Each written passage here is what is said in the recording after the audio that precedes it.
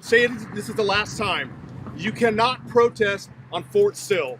You need to move across the street now. Fort Sill has this legacy of oppression starting, way back when with Native Americans. It was a BIA camp for Native American children who were taken away from their parents. The Fort Sill history, they came and, of course, killed the Indians that were already here. The ones that they didn't kill, they made prisoners of wars, and a lot of them died on the base. Fort Sill is an American concentration camp. Hirono imprisoned here in 1894 with 341 other Apaches. His death, until his death in 1909. Well, this issue is important to me because a lot of us in the Brown Beret organization, well, we're Chicanos and we're Mexican, but we came from America. And the border, we've been migrating for thousands of years as a people. And the border is not like we're crossing the border, but the border already crossed us. It was an internment camp for Issei. We're here because back in 1942, 700 Japanese immigrants were held. They were community leaders, separated from their family. Among them, there were 90 Buddhist priests arrested right after Pearl Harbor because they were thought to be a threat to national security. It is so important, especially for us as Japanese Americans, to be fighting for others and using our privilege now. We all need to be fighting for a collective liberation. This is Democracy Now! I'm Amy Goodman as we turn to a dramatic scene that unfolded Saturday when 5 Japanese American elders, survivors of the U.S. internment camps, engaged in civil disobedience outside the Fort Sill Army Post in Oklahoma, where the Trump administration plans to indefinitely detain 1,400 immigrant and refugee children starting next month. 75 years ago, 120,000 of us were removed from our homes and forcefully incarcerated in prison camps across the country. We're here today to protest the repetition of history. My name is Kiyoshi Ina. I'm from Concord, California, and I spent the first 4.5 years in a concentration camp. I'm Nikki Nojima Lewis, and on December 7th, 1941, in Seattle, Washington, I was celebrating my 4th birthday when the FBI interrupted my birthday party and removed my father to Lordsburg, New Mexico, the DOJ camp, and subsequently Santa Fe, New Mexico. Yes, 77 years has passed. The people look a little different than us, okay? But the fact remains, it's the same shit as before. You're not allowed to protest on Fort Sill. You can go across the street, and that needs to happen right now. Otherwise, what will happen? I don't know. No, I'm not going to arrest you, but you need to move now. Then we're not going to move. Yes, you're going to move. If you're not going to arrest us, we're not going to move. Go ahead. Go ahead. Yes, I spent 3.5 years at Post in Arizona, an American concentration camp during World War II, and I'm here to bear witness to the travesty of the American justice system in that the family separation policy, which is ruining the lives of these children. We, the people, have to stand up and protest this. We've been removed too many times. We're not leaving. This is about humanity.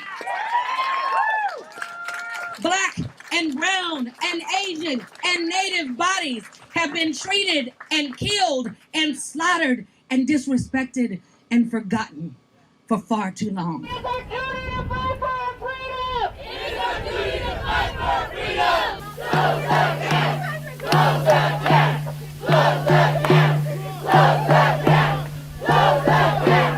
Close that camp! Close that camp! Close that camp! Close that camp! And we're here today to say this must stop now! A military police officer seen in a video over the weekend confronting protesters outside Fort Sill has been suspended. A Fort Sill spokesperson says the soldier in that video has since been trained on how he should handle protesters in the future. A spokesperson for Senator Jim Inhofe says migrant children will not be housed at Fort Sill after all. This comes after he said late last night that the plans had been put on hold. The change of plan comes just days after Japanese Americans who were children in World War II prison camps protested in Lawton for the second time. People power shut down that Fort Sill camp. No ban, no wall, no camps, no. No ban, no wall, no camps, no.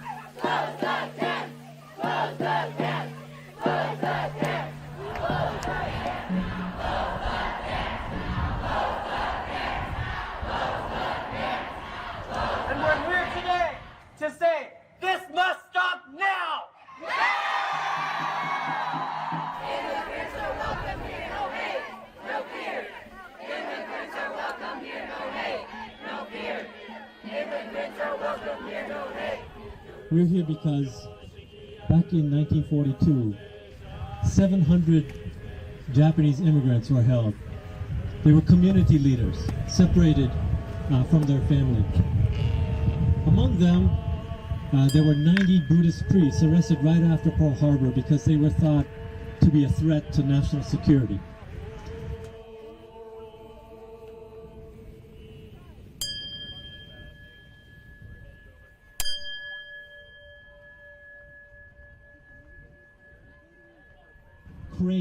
Cranes made by Japanese American community members around the country to support what all of you are doing here.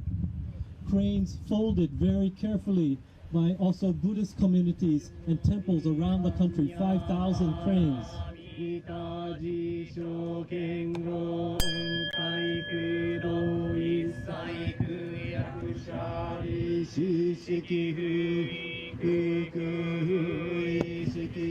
This is the time of the year when our community celebrates our ancestors, because we all understand the power of our ancestors, because our ancestors were standing with us today at the gate at Fort Sill. They were with us. This is a chance for us to use the power of community to heal intergenerational trauma. Who can belong? Who's included? Who's excluded? These are struggles that are interlinked between what happened to Japanese Americans during World War II and what is happening today.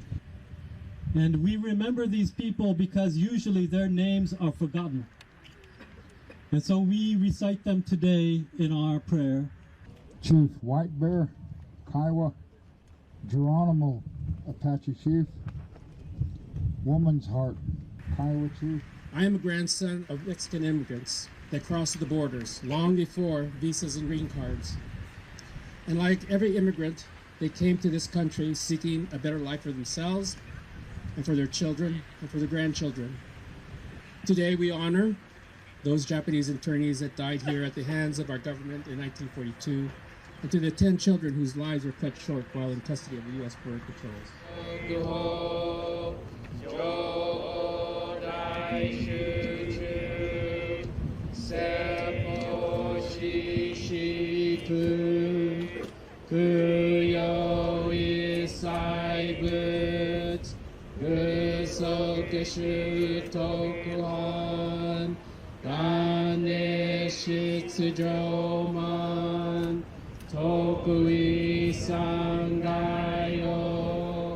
Yobutsumugechi Suda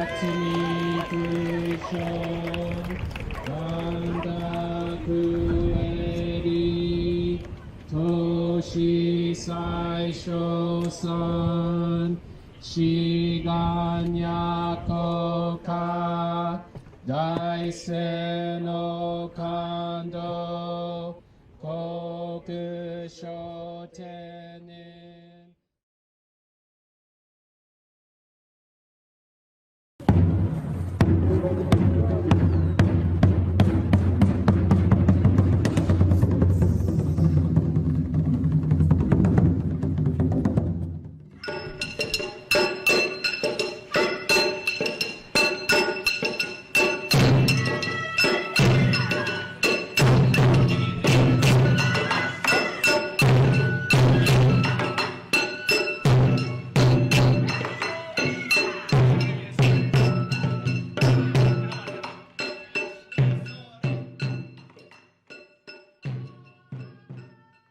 You ready? Yeah!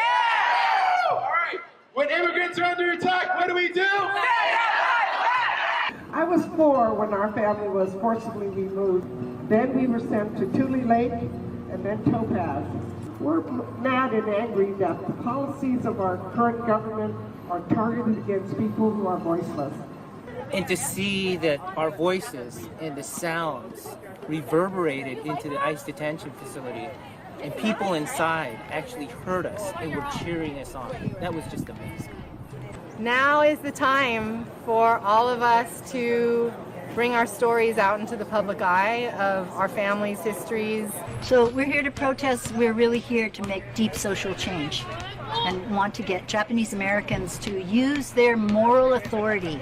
The fact that we have actually been the victims of this exact kind of racial hatred, and want people to join in, participate. Fold a crane, join a community gathering, speak out to people who are uninformed, and join us in Washington, D.C.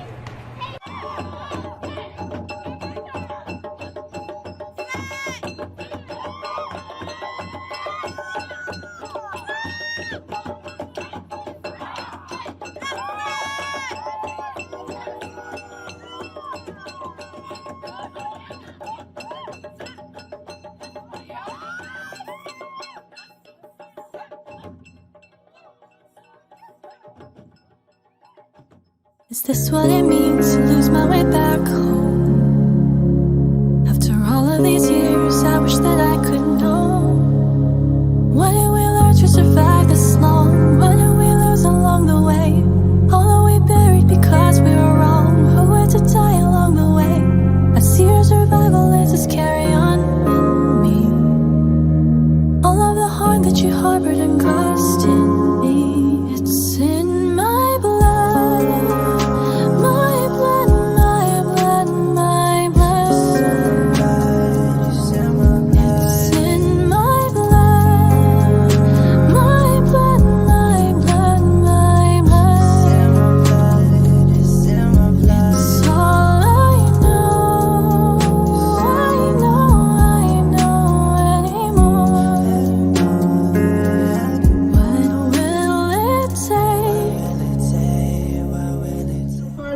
I say chinga and you say? La migra. La migra, that's right. Chinga! La migra. Chinga! La migra. Chinga! La migra.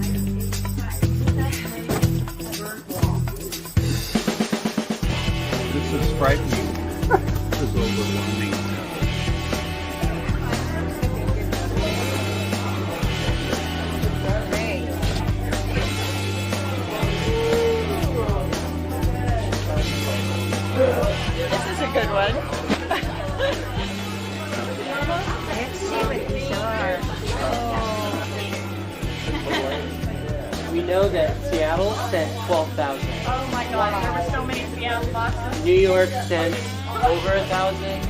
Sacramento sent over 1,000. I got 1,000. I think LA sent about 500. Yeah. 150 boxes from all over the country. Origami USA jumped in on this. Oh, really? Yeah, the Origami Therapy Association of New York.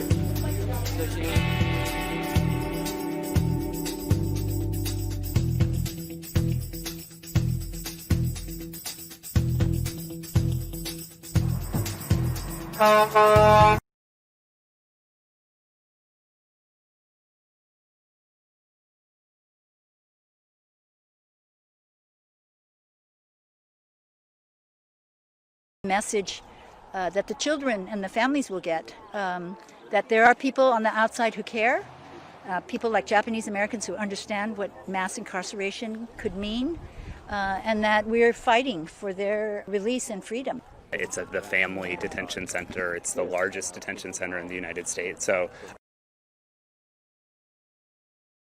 brings the moral voice of people who have impacted this and know what the long-term impact of being incarcerated in these family facilities is. The family was stripped of our human rights, civil rights. We were never charged with a crime. We were in prison without due process. We don't want this to happen again. We respectfully acknowledge the presence of Amida Tathagata entering this gathering place as we present these cranes of peace.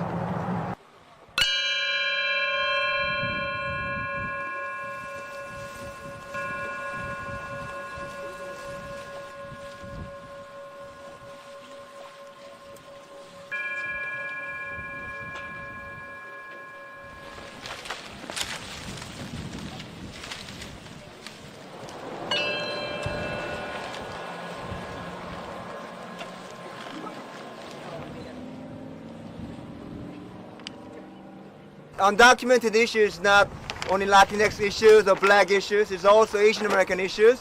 There's more than 1 million undocumented Asian Americans live in this country without having proper, I would say, rights. So always they're living in fear of deportation.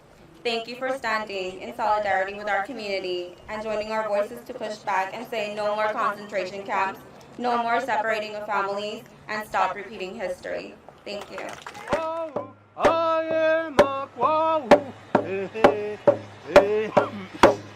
Hey, yo, hey, hey, yo, hey, hey, yo, hey, hey, yo, hey, yo.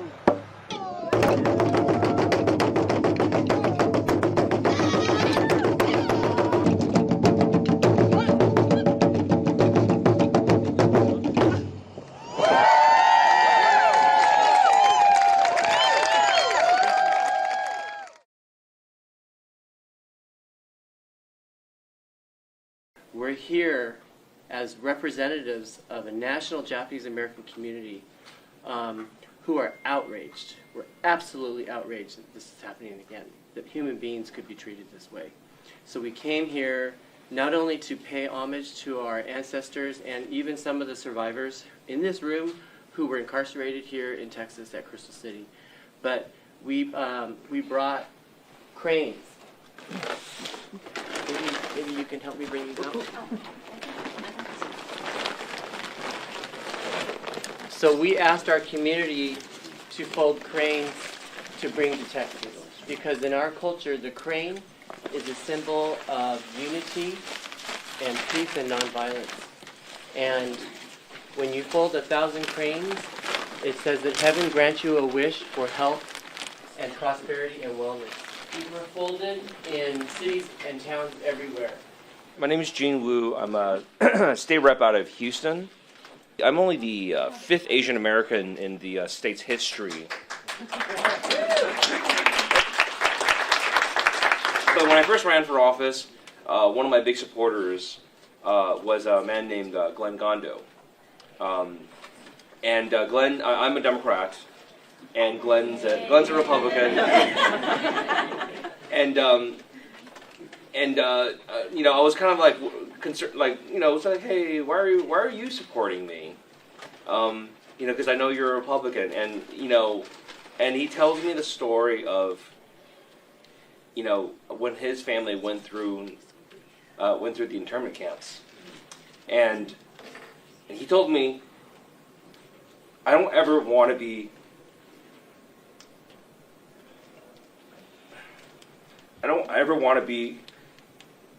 unable to speak, to have someone come and say, this is wrong. Sorry. And that's why I really want to say something to all of y'all, because I know you guys are from California, from New York, from all over the place. You didn't have to be here. But it means a lot to me that you're here, because it's when nobody speaks. It's when we can take the people with no voice. It's when we take the people who can easily be stepped on, and nobody will say anything or raise their hand. That's when democracy dies. That's when our liberty dies. And thank you for being here, fighting for people who have no voice. Thank you for being here to fight for not just people in our own community, but other places that need your help and need someone to speak out for them. And I'm sorry, I'm just a mess right now. No ban, no walls, no camps, no ban, no walls, no camps, no ban, no walls, no camps, no.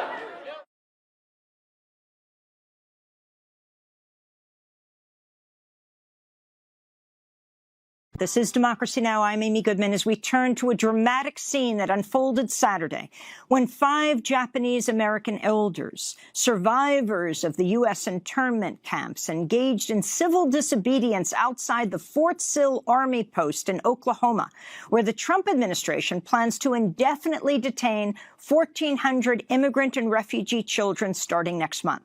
We're here today to protest the repetition of history. We were in American concentration camps. We were held under indefinite detention. We were without due process of law. We were charged without any evidence of being a threat to national security. We hear these exact words today regarding innocent people seeking asylum in this country. Yes, 77 years has passed. The people look a little different than us, okay? But the fact remains, it's the same shit as before. You're not allowed to protest on Fort Sill. You can go across the street, and that needs to happen right now. Otherwise, what will happen? I don't know. No, I'm not going to arrest you, but you need to move now. Then we're not going to move. Yes, you're going to move. If you're not going to arrest us, we're not going to move. Go ahead. Go ahead. Yes, I spent 3.5 years at post in Arizona, an American concentration camp during World War II. The family separation policy, which is ruining the lives of these children, we the people have to stand up and protest it. As a 4-year-old. It's English. Get out. Go ahead. And so what we did with here is I had to have this to get out of Mitadoka. Look, I understand your issues, okay? But you cannot protest on Fort Sill. We've been removed too many times. We're not leaving. Even though there is a law within the United States government that says you may not demonstrate in front of a military base if they ask you to leave, that we answer to a higher law. And that's the law of protecting children. Fort Sill had 90 Buddhist priests as part of the 700 who were incarcerated there. And to honor them, I wanted to participate in today's rally. Fort Sill is an American concentration camp. Hirono imprisoned here in 1894 with 341 other Apaches. His death, until his death in 1909. We've been migrating for thousands of years as a people, and the border is not like we're crossing the border, but the border already crossed us. This is about survival. And we are not supposed to be asking and seeking survival in a country that says we are a melting pot. If something needs to be melted, we need to melt the ice.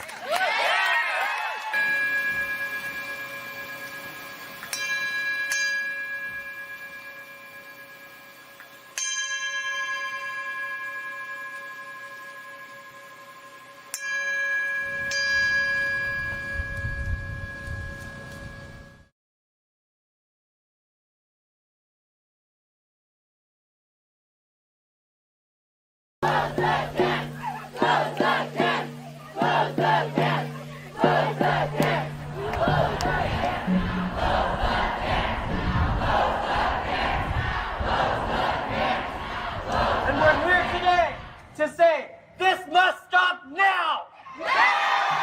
Immigrants are welcome here, no hate, no fear. Immigrants are welcome here, no hate, no fear. Immigrants are welcome here, no hate. We're here because back in 1942, 700 Japanese immigrants were held. They were community leaders, separated from their family. Among them, there were 90 Buddhist priests arrested right after Pearl Harbor because they were thought to be a threat to national security.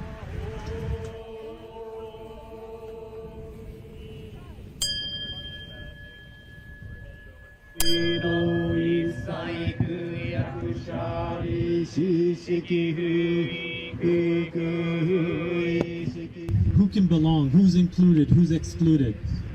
These are struggles that are interlinked between what happened to Japanese Americans during World War II and what is happening today. And we remember these people because usually their names are forgotten. And so we recite them today in our prayer. Chief White Bear, Kiowa, Geronimo, Apache Chief, Woman's Heart, Kiowa Chief. I am a grandson of Mexican immigrants that crossed the borders long before visas and green cards. And like every immigrant, they came to this country seeking a better life for themselves and for their children and for their grandchildren. Today we honor those Japanese internees that died here at the hands of our government in 1942, and to the 10 children whose lives were cut short while in custody of the U.S. Border Patrols.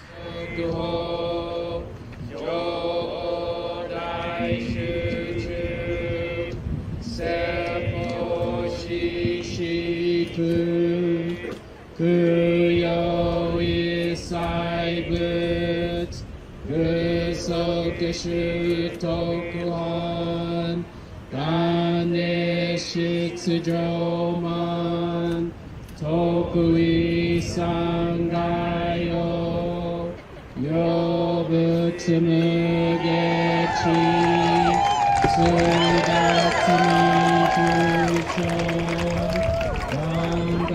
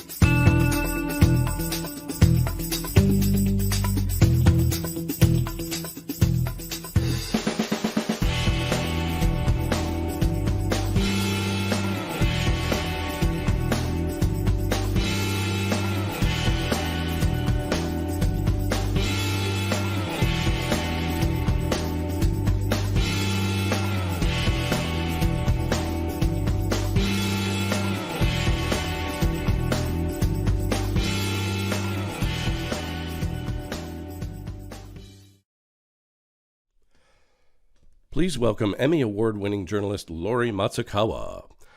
She was the co-founder of the Seattle chapter of the Asian American Journalists Association and currently serves on the board of the Japanese Cultural and Community Center, Washington. Please welcome our moderator for today's program, Lori Matsukawa.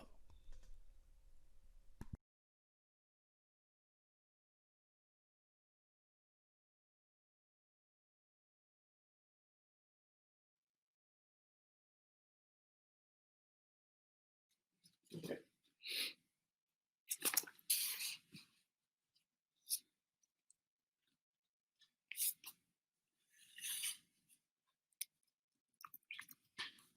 No light on your head now. All right, I'm going to start now. No direct.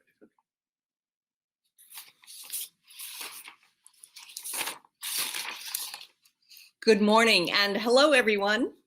I'm Lori Matsukawa coming at you from Seattle, Washington. Welcome to our virtual Tsuru Rising protest. Now, as many of you know, we had originally planned to meet in Washington, D.C. together to show our solidarity for those who are experiencing immigration-related incarceration, the trauma of family separation, and injustice at the hands of government. COVID-19 changed all that. So here we are. But as our theme suggests, we are rising above these difficulties. We want to thank you for setting aside time to connect virtually on these very important issues.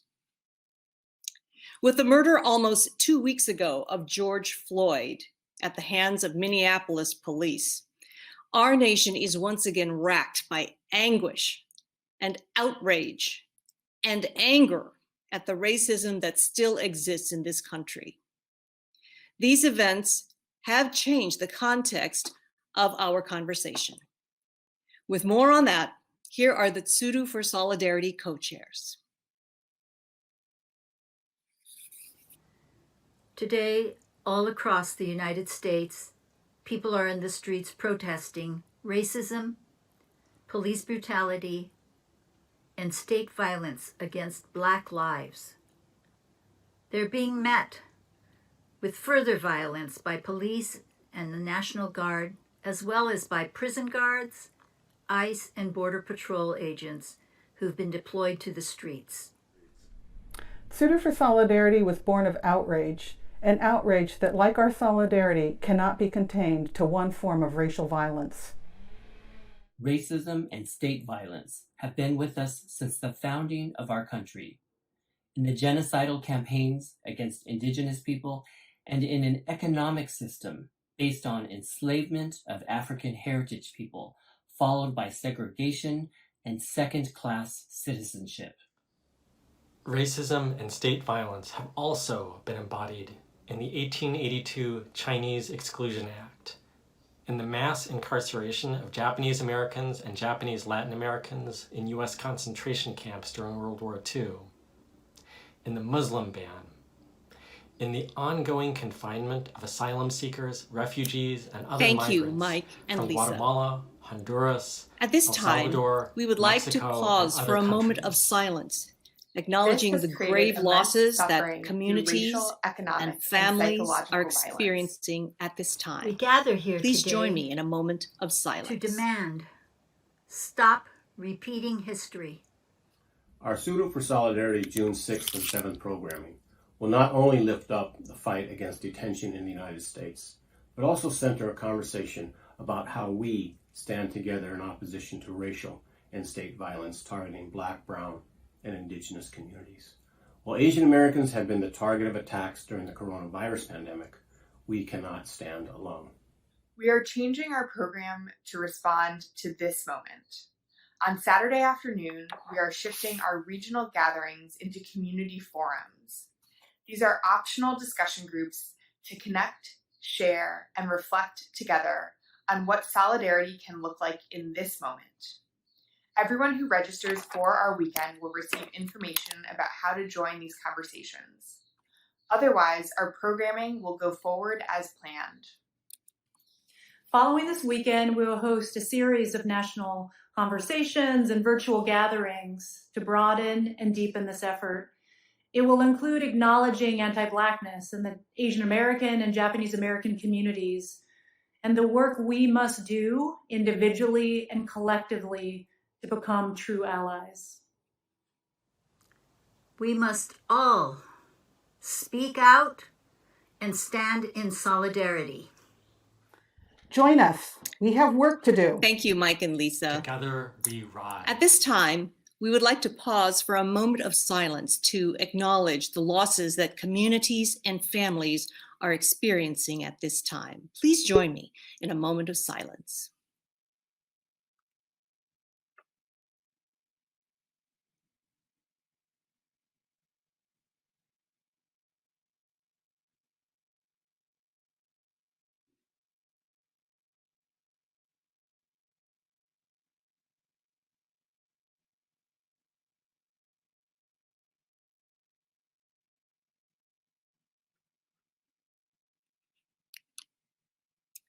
Thank you. If you are just joining us, welcome to the virtual Tsuru Rising protest. I'm your host, Lori Matsukawa, and we are experiencing a few communication difficulties, but please bear with us. We are ready to begin our virtual protest with some special guests. We will receive a Buddhist blessing from the Reverend Ronald Kobata, resident minister at Buddhist Church of San Francisco. But first, a sacred land acknowledgement by Ty Defoe and Joan Henry. Ty is an Ojibwe and Oneida performing artist, activist, and writer, now living in New York. Joan Henry is a Jalagi Ende Arawaka vocalist, actress, dancer, composer, poet, percussionist, and choreographer. Ladies and gentlemen, Ty Defoe and Joan Henry.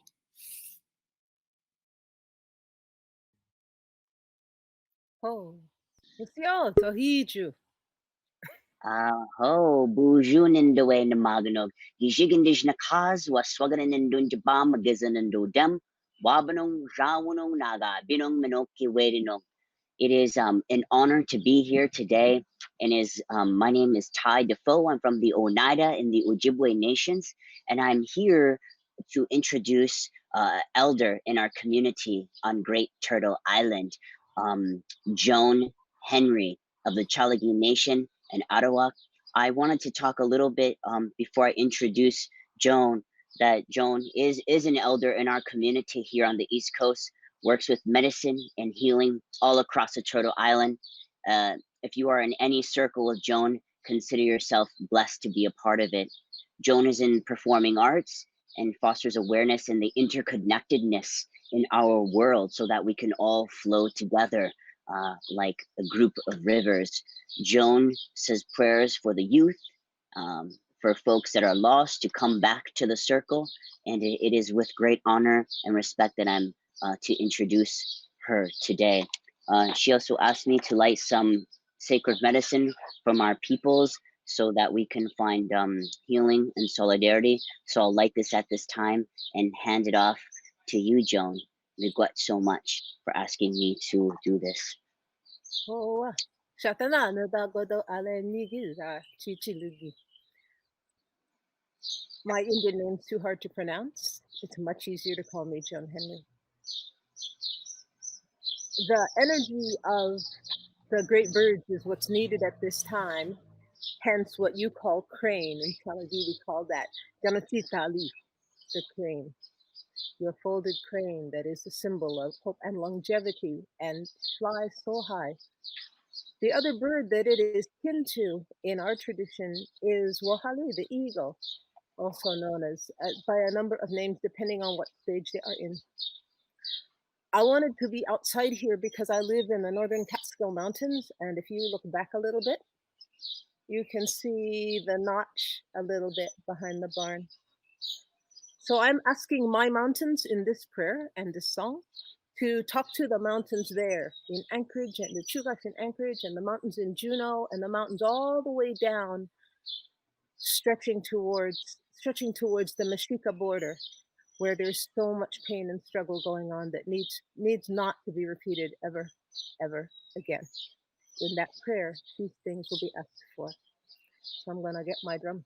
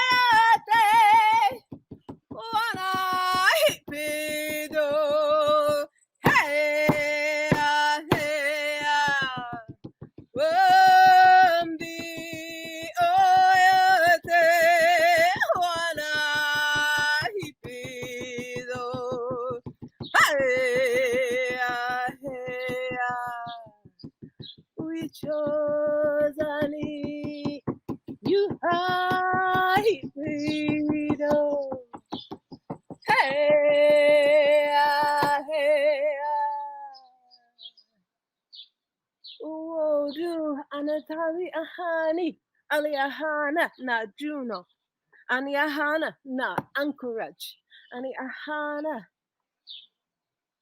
Nesta, Gani, Mexico. Here the dusty Alejandro and Nia the Doli story. Ni Uwodu, Ani Delon gay, Aloni Uwodu gay, Ali ni, Ani Giga gay, Jawit to Toligi, and Gani Eliga, Anali Eliga.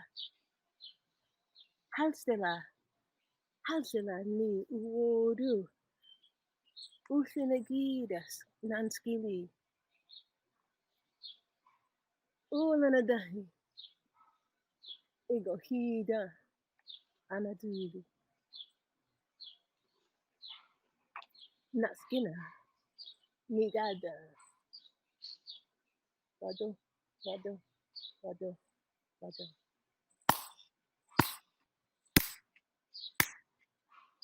Or as they say in Anchorage, Ganal Cheese at Inye, or Ganal Cheese, ho ho. My prayer is you had a little of the voices of all four directions in my speech, in my song, in our gratitude, Ties and mine. But we have asked the spirits of this land to hold all those who come here gracefully, in spite of what other two-leggeds may do, and to make it right. We ask them to make it right so there's a beautiful life for everyone. That's what this prayer says. It is an honor to be asked to pray for the people. And from my heart, in the Ende of my family, we say, Miyatake, I give you my heart, please don't hurt it. Aho. Miigwech Joan for that beautiful prayer. We definitely, it is always an honor to have you sing those songs for us, and also to always remember our ancestors past, who are standing on the shoulders of our great Mother Earth, and that there were points enslaved people on our lands. And so these songs, these prayers, this medicine is so that we can find a coming together, a unification here on Great Turtle Island. So Joan requested I bring this turtle shell as she was singing that song. Always good medicine. Oh, wow. Good medicine. We offer you peace and welcome in accordance with the spirits that originate in this land. Not only the two-leggeds, but the four-leggeds, the wingeds, the creepy crawlers, the flyers, the green growing medicines, the swimmers and the green water swimmers, all of those people, not just two-leggeds. We acknowledge that this land is here for a purpose, and it can be worked together if we work together with her, H.C.L.O.P.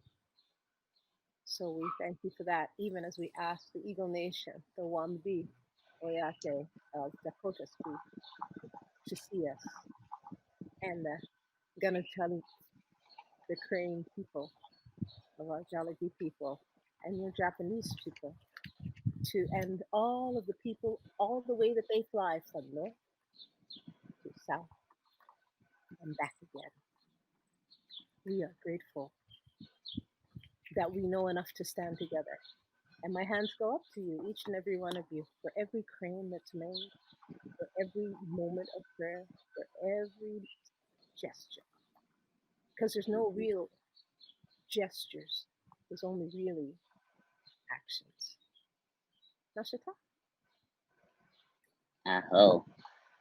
Good one. Miigwech Joni. Pa, you are the perfect nephew. Oh. Oh. Mm.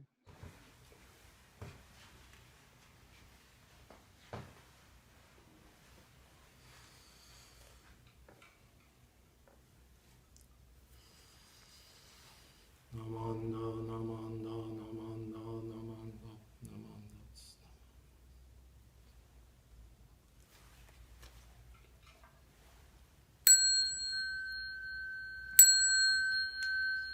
Pujo midan yorai, niudojo,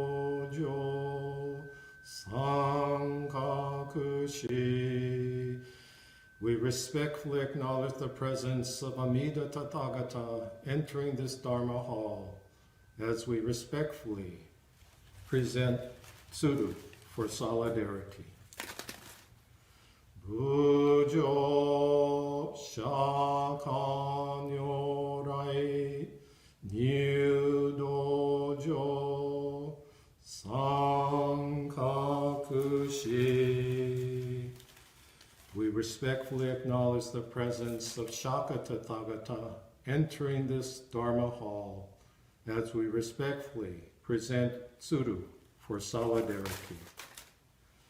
Bujo jikpo nyorai nyudojo sankakushi. We respectfully acknowledge the presence of Tathagatas of the Universal 10 Directions entering this Dharma hall as we respectfully offer Tsuru for solidarity.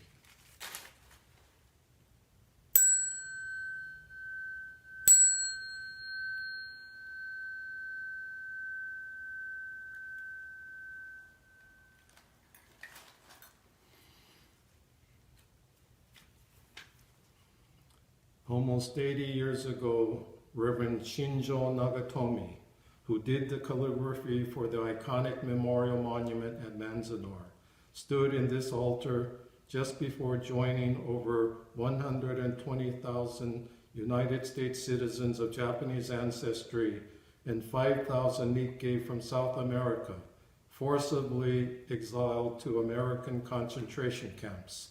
6 months ago, the Tsuru for Solidarity were preparing to take flight to Washington, D.C.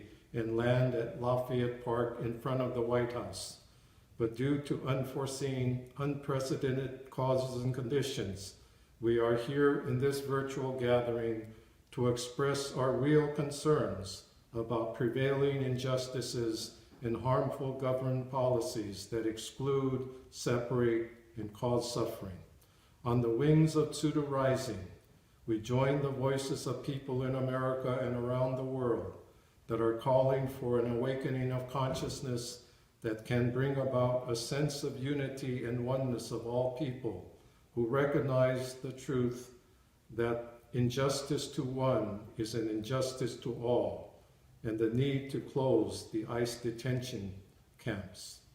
Again, it was 8 decades ago that our grandparents, parents, and older siblings experienced the deadening silence of the general populace that stood by watching as our families were herded into horse stalls and put on trains to desolate concentration camps. Recently, we watched in horror as law enforcement personnel stood by and watched one of their own choke the breath out of Mr. George Floyd. Let us, through this virtual means and expressions, no peace, no justice, that the Origami Tsuru have come to represent, and realize the blessings of the inspiration and guidance of those who have manifested a spiritual breath of life that never dies. It is one thing to have laws mandating against various kinds of harmful behaviors. It is another to expel it from the human heart-mind. History shows that one cannot achieve the latter just by imposing executive orders, threatening military force, divine punishment, or even reason alone. The heart must be transformed, which is the blessings of a spiritual religious life. Namo Amida Butsu, Namo Amida Butsu, Namo Amida Butsu. I take refuge in the Buddha, the spirit of boundless wisdom and compassion, light and life. Namo Amida Butsu, Namo Amida Butsu, Namo Amida Butsu.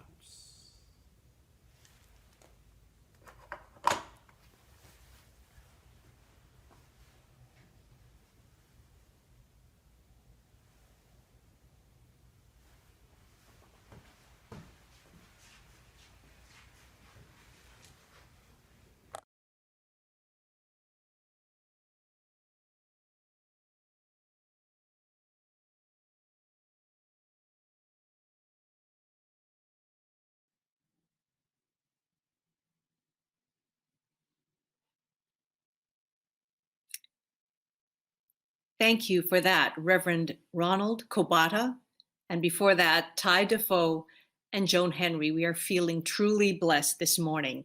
If you are just joining us, we are celebrating, we are protesting. This is Tsuru Rising virtual style. Thank you so much for spending part of your weekend here with us. We are honored to welcome to our protest this morning, Senator Mazie Hirono of the state of Hawaii. To get a sense of Senator Hirono, one need just read this message that she tweeted earlier this week. Quote, "I was horrified to see Donald Trump use tear gas against peaceful protesters so he could get a photo op. We need a leader who does more than pay lip service. We must stand in unity, speak out against the brutality and the dictatorial need to militarize our response," unquote. Others have described Senator Hirono as tough, no nonsense, and a fighter. Ladies and gentlemen, a warm Tsuru welcome for Senator Mazie Hirono. Aloha everyone, this is Senator Mazie Hirono.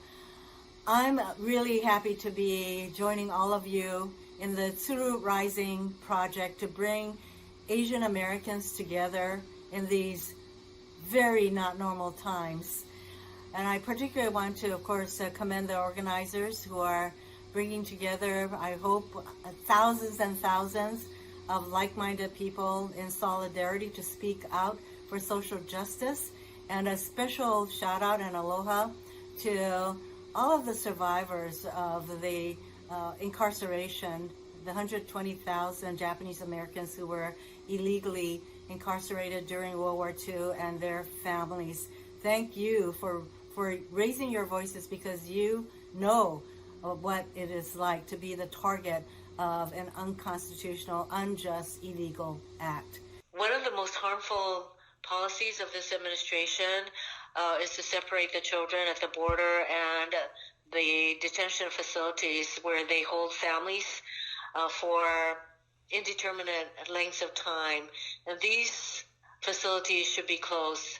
The better way to help our asylum seekers is to provide them legal counsel and to find places where they can stay within our country. We know that this can be done, but sadly this administration picks the most harmful ways to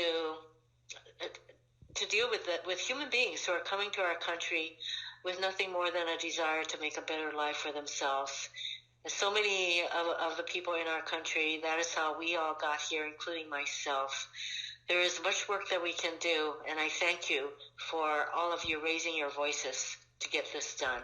And these are times when we have a president sitting in the White House who is very anti-immigrant, who is a race baiter, who lies to the American people every single day. And in the midst of a pandemic, rather than focusing on what we can do to ensure the safety of workers and the American public, he is going on a rampage, trying to get the National Guard, the federal police, and the active military to be against peaceful protesters. And this is why we need to join together to raise our voices. We all watched what happened when the crowd in front of the White House was cleared with tear gas and other methods used by the law enforcement people there to clear the way so the president could strut to a church for a photo op. Those are the kind of priorities of this president. Now more than ever, as I said, we need to join together. This president, as General Mattis has said, has spent the last 3 years dividing the country, and he continues to do so. He should be calming the troubled waters, not adding more fuel to the flames. And we live in a country where prejudice and racism is not far below the surface. And Japanese Americans have experienced the brunt of that kind of racism. And even today, of course, with the pandemic, there is an increased number of harassment and attacks on Asian Americans because, again, we have a president who has deemed this virus to be the China virus, and members of his administration have talked about this virus as the Kung flu, and there are all kinds of efforts to focus our anger on China to take away from the fact that this president has been totally inadequate and incompetent in his response to dealing with this pandemic. We also know that the pandemic is having a disproportionate impact on communities of color and blacks. We need to come together to raise our voices. If we care about racism in our country and doing the things we need to do to end racism, I realize it's not easy, but we can lend our voices to that. If we care about environmental justice, social justice, educational equality, healthcare equality, if we care about all those things, we need to come together and vote. We have a choice to make. This is not a time for us to sit back and say, well, voting doesn't matter. That is absolutely the wrong thing to do. So we care about racist attacks on our own community and other community. We care about what's going on with workers. We care about what's happening with the pandemic and the disproportionate impact on communities of color. We care about what is going on with the lack of a sense of urgency to do another COVID bill to address the needs of workers in our communities. If we care about all those things, I ask you to take individual responsibility and do something about it if you care about all those things. And the most fundamental thing we can do as individuals is to vote. If you would like to see 4 more years of this chaos, this race-baiting, incompetent, corrupt president and administration, then don't vote. But if you want to make that change, you have to vote. That is the most important message that I have, aside from, yes, we need to raise our voices very strongly against the kind of racism and divisiveness that is occurring in our country. I'm glad that we're doing Tsuru Rising because I have a crane folding project in my own office. People have been coming to my office to see me. I have 4-star generals, I have ambassadors, I have DACA participants, all kinds of people from Hawaii who, when they come to see me in Washington, D.C., they fold cranes. I have thousands of cranes. I have a crane installation in my office, and we add to that installation every day. And that is to really reflect on the meaning of folding cranes. And when we fold 1,000 cranes at least, then the Kami-sama, the gods, will grant us a wish. And our wish is truly for a country that comes together at a time of its moment of extreme divisiveness. And it doesn't have to be this way. And it won't be this way if we come together. So if any of you feel like folding cranes, in addition to adding to the crane, the Tsuru Rising project, feel free to send your cranes to my office and we can add them to my crane installation in my office in DC. I stand with you. I will continue to raise my voice. I will continue to fight for social justice alongside all of you. Take care, everyone. Be kind. Mahalo. Thank you, Senator Hirono, for those kind words. We have a fabulous group of panelists for you now. The discussion will be moderated by Dr. Satsuki Ina, and many of you know her.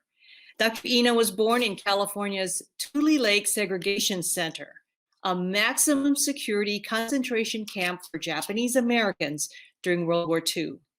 She is Professor Emeritus in the School of Education at California State University, Sacramento. She's been researching the long-term impact of incarceration trauma and its impact through the generations. She is also an activist, writer, and award-winning documentary maker. She is also a practicing psychotherapist in the Bay Area, specializing in helping communities confronted with trauma related to clergy abuse, acculturation, racism, and captivity. Dr. Ina, so wonderful to have you with us. Please introduce your panelists.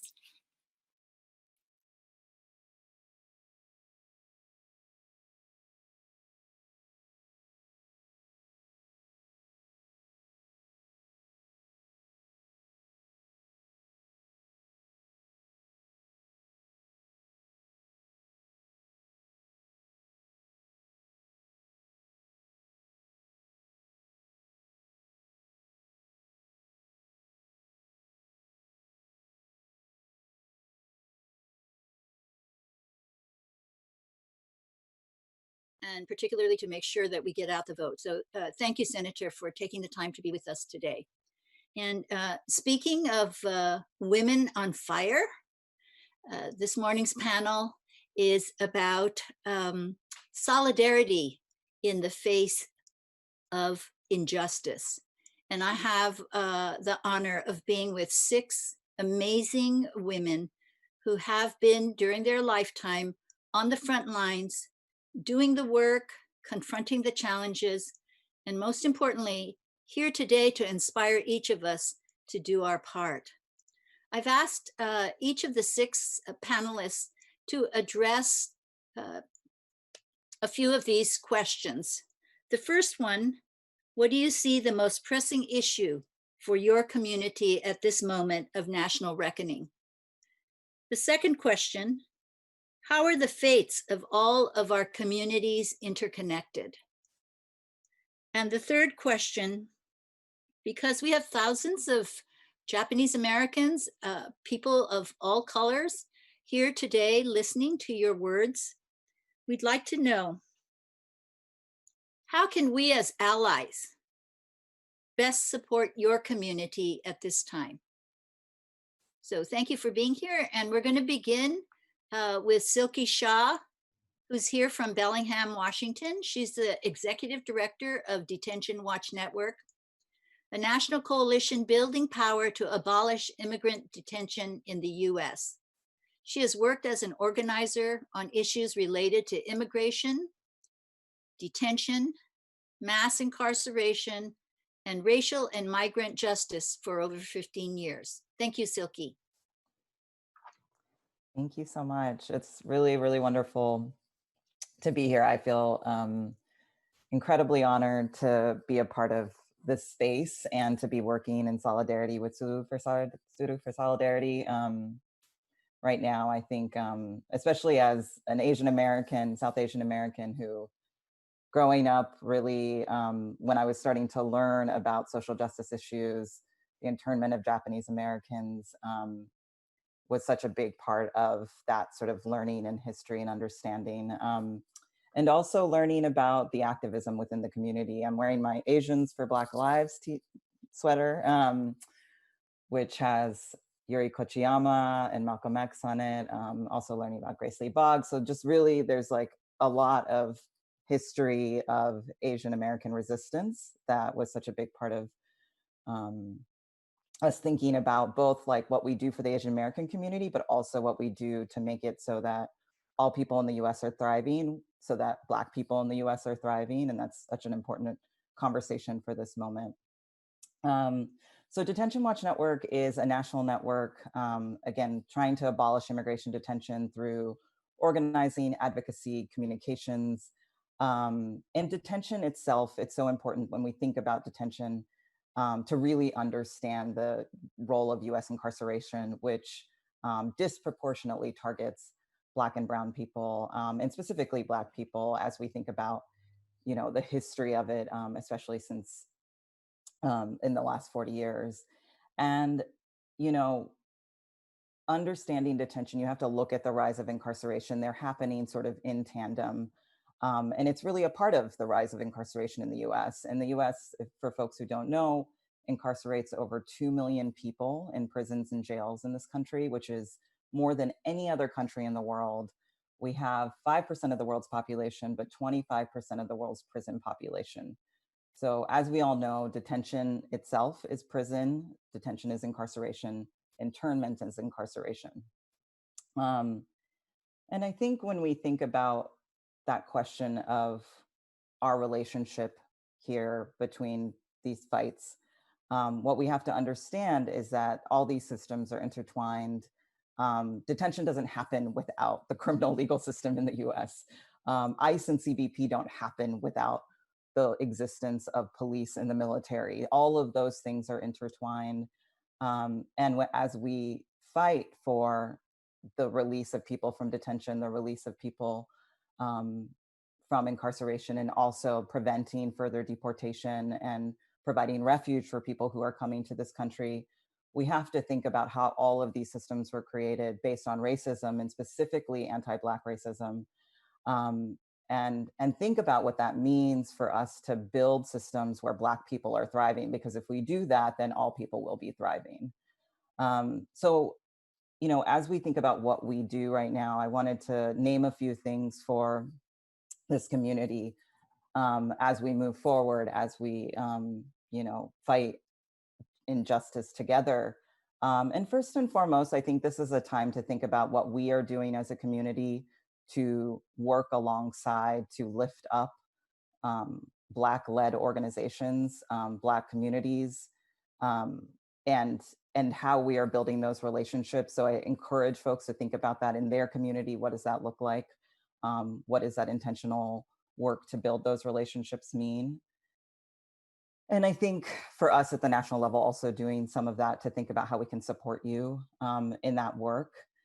Also, so much of our work in the detention context, you have over 200 facilities across the country used for immigration detention, including obviously detention centers run by ICE, also detention centers run by private prison corporations, and also lots and lots of county jails, the majority of which are county jails and state prisons that, you know, are also incarcerating people due to the criminal legal system. So I think a lot of times we talk about ending ICE contracts, ending the use of ICE detention, but we have to think about what these sites of detention are broadly and targeting all people in the US to punish and to really, you know, push that sort of framing of racism within what's happening in this country. And so I think I would encourage folks who are, you know, because there are over 200 facilities, that means where you are, there are detention centers that exist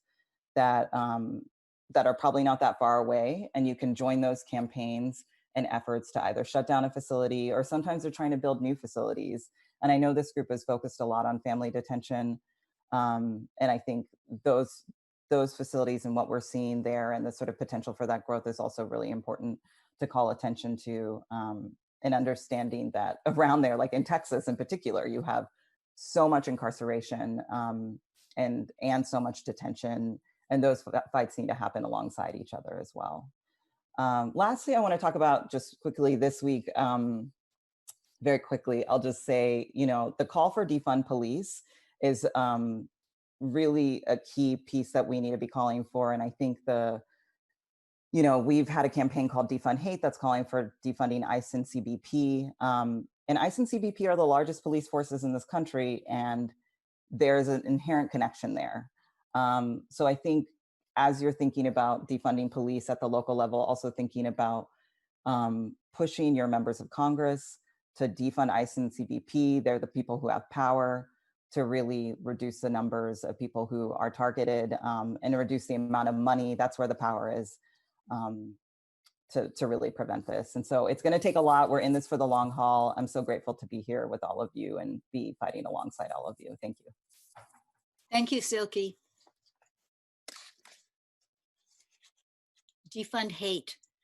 It's a global specific term that we're all working for. And thanks for the specific information and guidelines for what people can do to be helpful. Our next speaker is Sheri Dickerson. Sheri Dickerson. Sheri is here from Oklahoma City. She's an activist, an organizer, a clergy member, a truth teller, profoundly committed to freeing humanity from oppression and elevating society to its most optimum level. Sheri has spent 25 years on the front lines of the battle for intersectional people's rights, uniting marginalized communities across the spectrum to struggle and thrive together in one of the most challenging regions of the country. She's founder and executive director of Black Lives Matter Oklahoma. She's founding member of the Women's March in Oklahoma. She's a member of the board, past member of the board of the Oklahoma City Martin Luther King Coalition, Pride, the Diversity Center of Oklahoma, and the National Association of Black Social Workers. Thank you, Sheri, for being here. Again, wow, thank you so much for that amazing introduction. To be amongst each of these powerhouses of social justice and racial equity work, I'm very humbled. Some of the things that you spoke about that I've had the privilege and the honor to work within my communities is I still sit in awe. But at this moment, in this time, looking at what is currently happening, there is an uprising. And it is certainly timely, and it was way past time for the voices to rise up and say that Black Lives Matter. One of the questions that we talk about is, what is important about, or how do we integrate and do intersectional work with communities of color. One of my favorite sayings, and I use this as my own personal life mantra, is a statement that was credited to a woman of color, Lilith Watson. But she says that she actually derived it from the late, great leader of South Africa, Nelson Mandela. And it says, if you have come here to help me, you are wasting your time. But if you have come here because you understand that your liberation is bound in mine, then let us work together.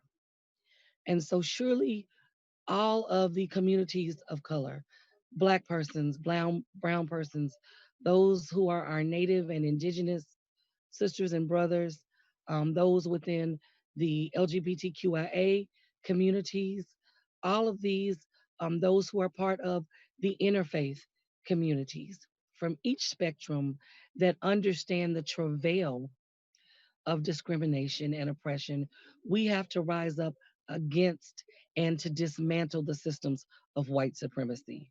We have to stand up to dismantle the systems of oppression of racism. And we have to make sure that our white allies decide that they want to, we need some accomplices in this work. That means that they are in the trenches with us, but they also understand that the impacted communities should be the leaders in giving voice and also giving instruction of what is needed in this time of the movement.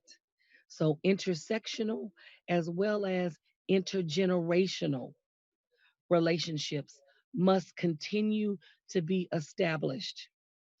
I am very privileged, and I understand my privilege of having been under the tutelage of those like Benjamin Hooks, uh, those like Maya Angelou, those like my godmother and aunt, Clara Looper, who actually was the leader who held the first sit-in the country that happened here in Oklahoma City.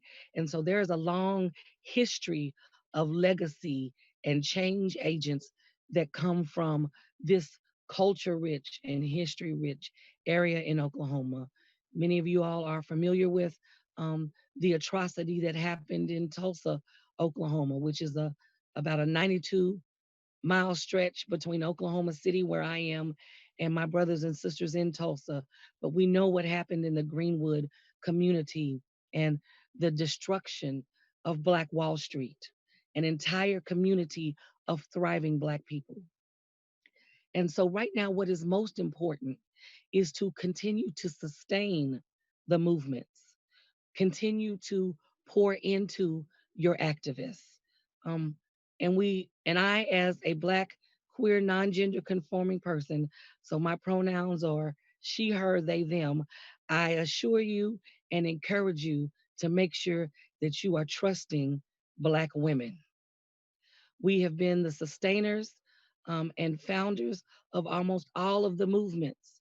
And so working within alliance with those, I've also had the privilege of working with the amazing leaders and the communities within Tsuru for Solidarity. They stood with us here when we did an action in Lawton, Oklahoma.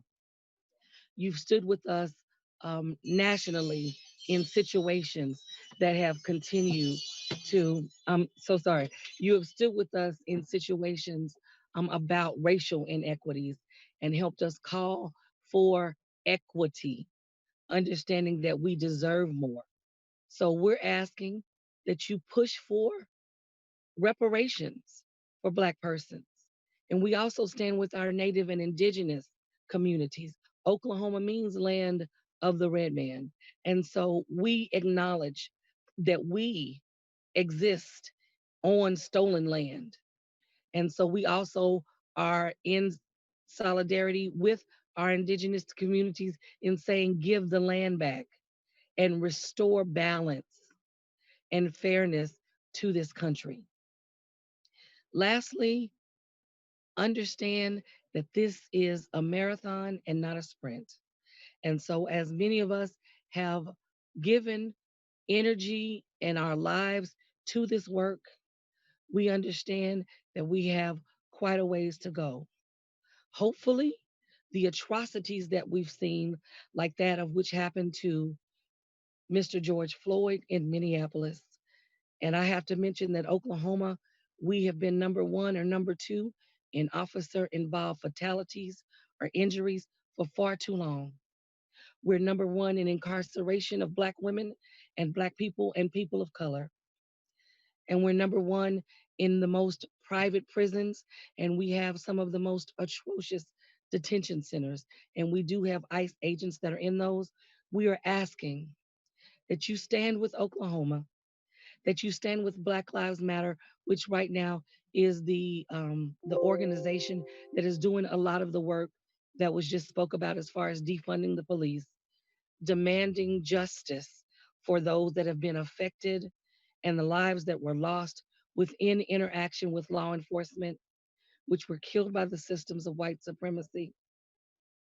And we're asking that you send your support financially, in-kind donations, and help give advisement and guidance so that we have a more structured organization, that we are intersectional while we are doing this work. I have a shirt that simply says, "Stop killing us." We are fighting to live. We are fighting to survive. And as a Black mama, most of us wanted to be George Floyd's mother. We've wanted to be the parents of all of those slain.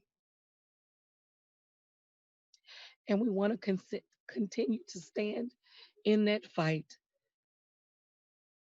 of making sure that the lives of all of the following generations are able to not have to continue to do this work, but they can work for a better collective for all communities of color.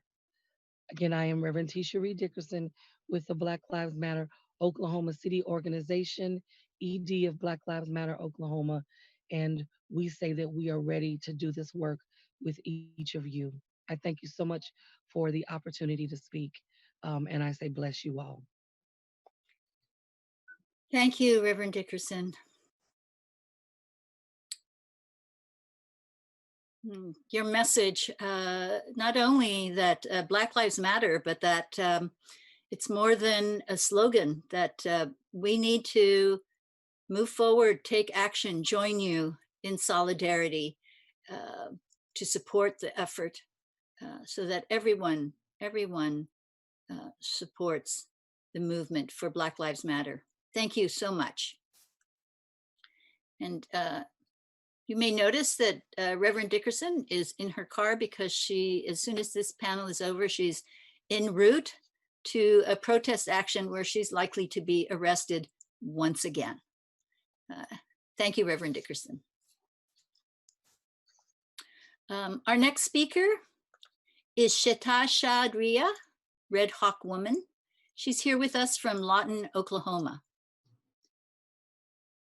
She's lived in Oklahoma for 5 years as the director of the American Indian Movement, Indian Territory, Oklahoma. She is committed to fighting for justice for Native people, as well as standing in solidarity with other people of color. Mary works with many different organizations, as well as the organization in Oklahoma called Murdered, Missing, and Indigenous Women Oklahoma Chapter. Thank you, Shah, for being here. Please go ahead. Thank you for having me. Like I was saying, I'm the director of the American Indian Movement, Indian Territory here in Oklahoma. And we picked the name Indian Territory because that's what Oklahoma was called before it became Oklahoma.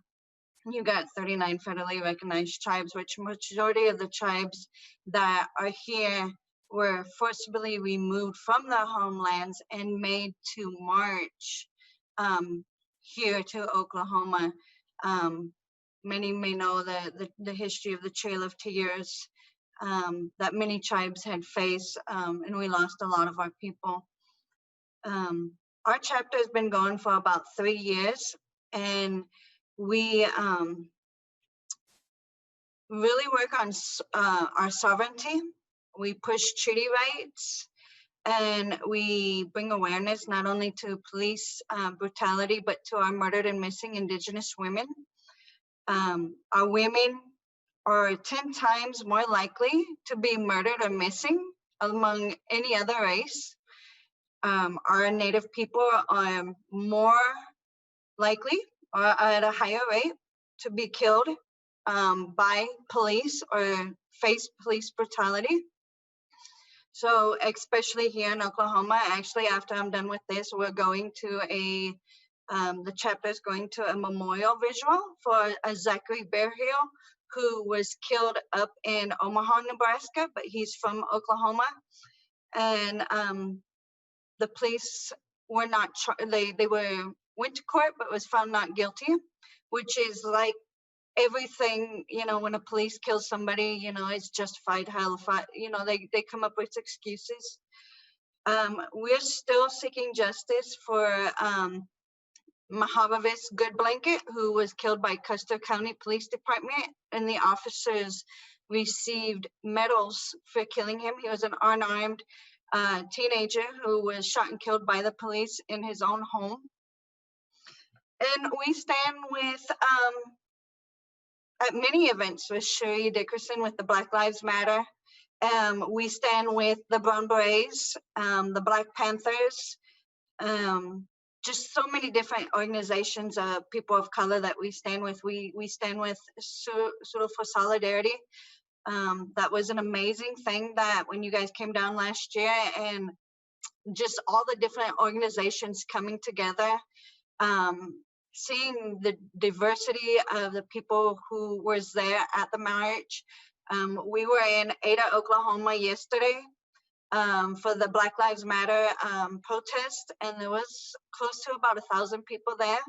And it was people of all colors, people of all backgrounds. It had a lot of good speakers in there, but I think, like Sheri was thinking, you know, with our issues with, you know, we kind of get left out. We're the original landowners of this country. And even though we are at the highest rate of murdered and missing and police brutality, we don't get news media. We don't get like a platform to tell our stories. So by you inviting us and giving us room for discussions and a platform, you know, that's a big step for acknowledging us. Sheri, she's always acknowledges, you know, the Indigenous people, and I think that's really honorable, and I really appreciate that. You know, we appreciate that, and we understand the hurt and the pain that our Black brothers and Black sisters are feeling, because we feel that same pain and that same hurt. You know, this country was built on the genocide of our people and the backs of the Black people, but yet it's still run by white supremacy. And here we are in 2020, and we're still having to have these discussions of racism and injustice of people of color. And we've been fighting that ever since the first white person stepped foot on this country. And that's over 500 years. And when are we going to say enough is enough? You know, and it's like Sheri was saying, there is a uprising.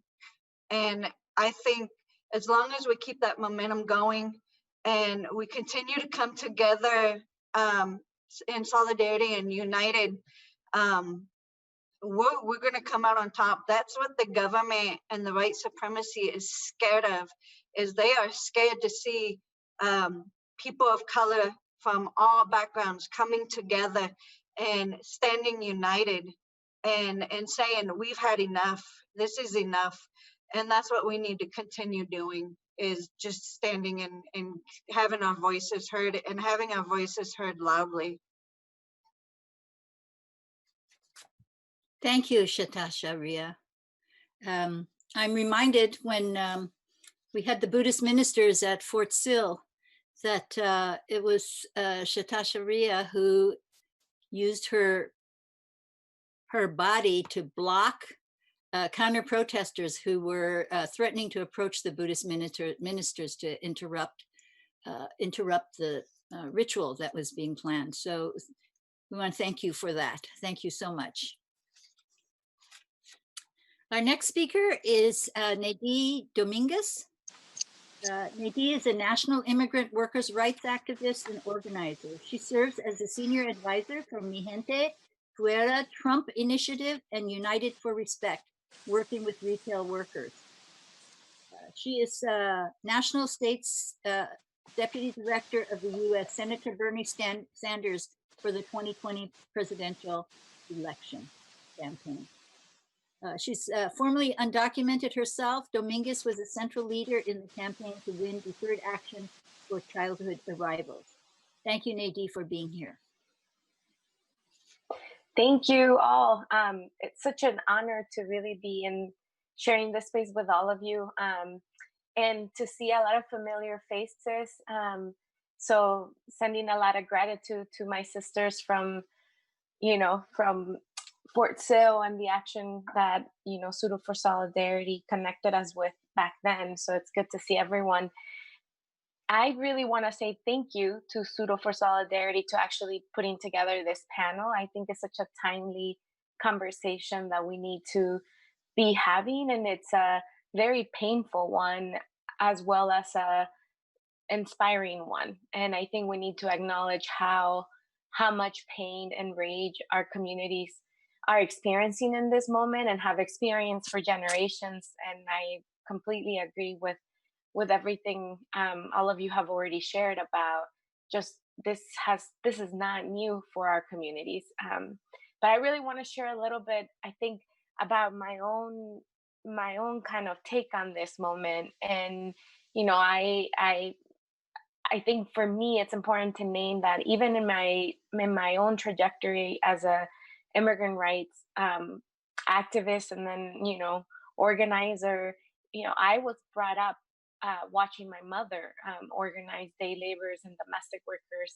And so for me, very early on, my own trajectory as an organizer was very much grounded in working class struggles and working people in our families. And I think in this moment, it's very clear to me that as we continue to process both the pain and the rage and also the opportunity that we have as a community, that we really are able to identify like who are the real enemies here and like what are the broken systems that we have to really reckon with and hopefully completely abolish and create completely new ones. I think our people right now are sending, all of our people right now in the streets are sending everyone a very solid message that this is not a moment to reform, but this is a moment to end the oppression and, the police brutality and detention, that this is a moment for our people to be free. And I really also want to name how beautiful also has been and powerful to watch so many young people take the streets and to acknowledge that I think all of us will play different roles, but that we have a role to play, and just to let the young people lead us in those roles. And so with that, I really want to just make the connection that I have heard many of my own comrades in the movement for Black Lives talk about how the murders of Black people by the police and the state are not new, but that in this moment, I think it's really important to understand that thousands of Black people have been dying in the last 2 months from COVID-19. And to understand that the murders of George Floyd, Breonna Taylor are two of so many murders by the police and the state of Black people in this country. And that in this moment, we have both the moral responsibility, but also our own responsibility too, to be in solidarity and in struggle with all of our communities, and to be able to say and be able to really own that as long as Black people are not free and safe to live their best lives in this country, then none of us are. And so as Mijente, for us, is very clear as a hub of Latinx people that from our own beginning, we were very clear. We were a Latinx political home for people that are pro-Black, pro-poor, pro-working class, pro-queer. And this is the moment for us to show up, right? And just show up. This is a struggle that affects all of us. And if we are able to ensure that Black people from wherever they may be are safe and can live their lives, then we will all be in a better place. And for Latinos specifically, we have a lot of really, like, we have a lot to owe to the Black and Black American struggle in this country when it comes to racial justice. And I think that could be said for so many of the ways that all of our struggles are intersected and connected. And so I am so clear and grounded in this moment that whatever work all of us are able to do, if it's donate, if it's show up to the protest, if it's making calls, if it's texting people, if it's bringing new people in, if it's having hard conversations with our own families around anti-Blackness, that we do that, and that we do that with a very, very clear understanding that this is our fight too. And so thank you for making this space and so powerful to be together. Thank you, Neidi, for those very powerful words. We're going to move on to Maru Mora, Vilalpando. Maru Mora is here from Tacoma, Washington. She is a community organizer and undocumented immigrant mother. She's co-founder of La Resistencia, organizing alongside people detained at the Northwest Detention Center for the past 6 years. The group's main focus is to shut down the immigration detention in Tacoma while gaining better treatment and conditions for all undocumented immigrants held there and following the lead of people detained. Due to the successful work she has been a part of, in December 2011, ICE put Maru Mora in deportation proceedings. Despite these challenges, Maru is undeterred, continues her community organizing work. I give you Maru Mora. Thank you. Good morning from Tacoma, Washington. Actually, the deportation proceeding started in December 2017. Well, but it feels like forever. I just feel really grateful for the opportunity again to partner with Tsuru for Solidarity. They organized an amazing action in February of this year, where we had hundreds of people showing up, and it was a very powerful moment to see so many allies and co-conspirators coming together outside the detention center and continue to do so after that action in February. My community is the undocumented community, mainly the Latinx community, but I work alongside people detained that happen to be from almost everywhere in the world, but vast majority people of color. I think that for us, it's very important to realize how, as it was mentioned by Silky, living in a country where we have the largest imprisoned population, we also have the largest immigrant detention in the world. And it's not coincidence that the vast majority of people detained are people of color, poor people, immigrants. A good example, I think, to realize how racist the immigration system is something that I share every time I have the opportunity. In 2017, when Trump took office and ran like hell with this machine created by both Republicans and Democrats, we saw an uptick in hunger strikes. And here in Tacoma, Washington wasn't obviously the exception. We started the year, I remember very clearly, with about 60 Cubans demanding their freedom, and they went on hunger strike, and they didn't stop until they were getting released. And that took months. And I noticed as the 60 end up being released, because ICE didn't have legal excuses to keep them any longer detained, they actually released the light-skinned Cubans first. And the very last that we saw released were the Black Cubans.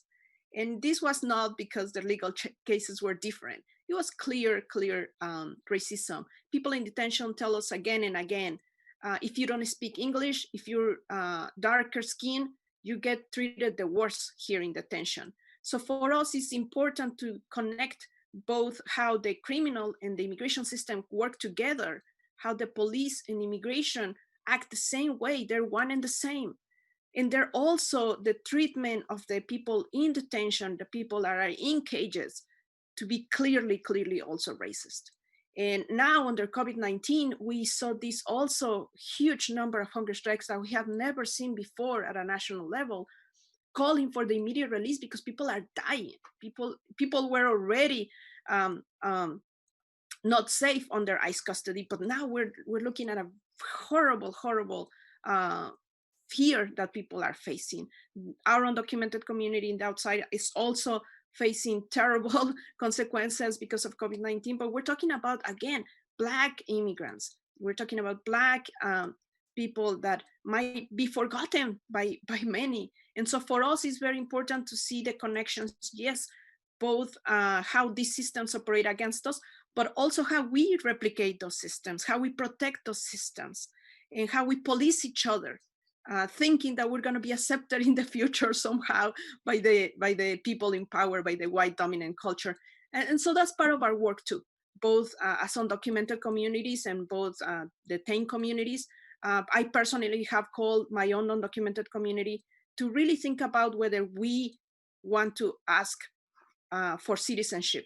When we see citizens for so many centuries being treated the way they're treated, when we see Native Americans, when we see Black people that are US citizens being treated as disposable, how can we undocumented call ourselves for citizenship? I think we need to first make sure that those that are US citizens are treated as such, that those communities are treated with respect, that those communities are treated with equity, so then we can come along and ask for that kind of right. And so it is completely bound together, that we need to work together, that we need to fight together, and we need to learn when we get to be the ones at the leadership and when we get to follow. And that is not easy. A lot of people forget that we're not always leaders and we need to follow. And I invite people to follow the leadership of the Black community, the Black immigrant community, the detained community, and staying side by side. Now this moment that we can win. This is the moment where we can win, but we have to be really smart and we have to be really humble to follow those that are in the leadership. Thank you. Thank you, Maru. Thank you very much. And our final speaker is Nana Gyamfi. Nana is Executive Director of Black Alliance for Just Immigration. It is the largest Black-led social organization representing nearly 10 million Black immigrants, refugees, and families living in the US. She is a movement attorney for the past 25 years. Nana is co-founder of Justice Warriors for Black Lives and Human Rights Advocacy. She's also a former professor in the Pan-African Studies Department at California State University, Los Angeles. And she hosts her own weekly radio show, Conversations on the Way, the Asafo edition. Please join us, Nana. Thank you so very much. Really appreciate you. Thank you, Tsuru, for solidarity. Thank you to all of our panelists and all of you who have joined us to participate in this panel. I bring greetings of solidarity from the Black Alliance for Just Immigration and pleased to speak in this moment. We're challenged right now to address some core questions, especially those questions that have been rightly raised by our sister Satsuki. And it really comes down to, what does it mean for Black people, for Indigenous people, and other people of color to live in the so-called land of the free and home of the brave? And what does it mean for a non-white person to be a citizen of the United States, as our sister Maru Mora raised? The US tells the world that if you live here, citizen or immigrant, that you can achieve the American dream. But how are we, Black immigrants, Japanese Americans, and other people of color, whether US citizens or immigrants, entitled to the promise of America and that American dream when that dream is denied to multi-generational African Americans? This idea that so many in our communities have, that we non-African Americans should have when they do not have, that we should be free when they are not free, is itself a form of anti-Blackness that we must confront and address. As Black immigrants, we have no choice but to confront and address anti-Blackness, because we are subjected to the terrors of white supremacy along with our African American siblings. 3 Black immigrants, Fanan Berhi, Eritrean American, Yassine Mohammed, Sudanese American, and Momodu Lamin Sisse, Gambian American, were murdered by police in the month of May alone. And we are disproportionately targeted for enforcement, whether by the criminal sanctions or the detention deportation systems, caging, whether it's in detention centers, jails, prisons, or juvenile detention, and deportation, because we are Black. It is our Blackness that makes us the target of white terror. Right now, Black people, citizen and immigrant, need for all of us, including you, to support the most daring of our demands that we are making right now, the demands that were raised by our sister Sheri, the demands for abolition. That means not the reform, but the ending of policing, the ending of caging, the defunding of enforcement, the releasing of people from cages, including detention centers and jails, including Black political prisoners for whom Free 'em All was initially designed and turned now into Free Them All. Let's not forget the Black political prisoners that are part of that free.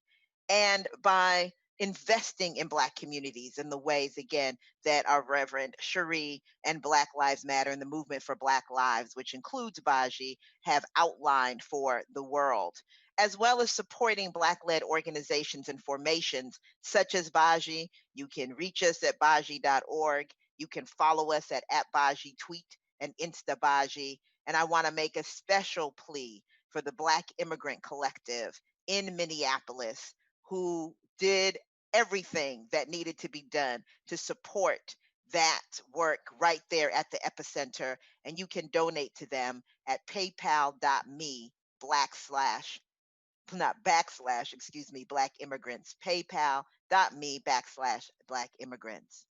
Too often, too many of us justify our right to human dignity and freedom in the United States by talking about our economic contributions, how we fought in US wars, our intellectual and cultural contributions, our labor. Yet no one has contributed more to this country than African Americans. And the rights of those of us born in this country to US citizenship, guaranteed by the 14th Amendment, was paid through the blood and the triumph of African American ancestors, those enslaved and free Africans who were the first naturalized citizens of the United States. If the American dream for African Americans is actually, as our brother Malcolm said, an American nightmare, then we are required, all of us, obligated, in fact, to fight for the rights of African Americans, for our siblings, and for their real liberation, at least in the United States, because we know this is a global struggle. When African Americans are free, all of us living in the United States will be free. Let's get free.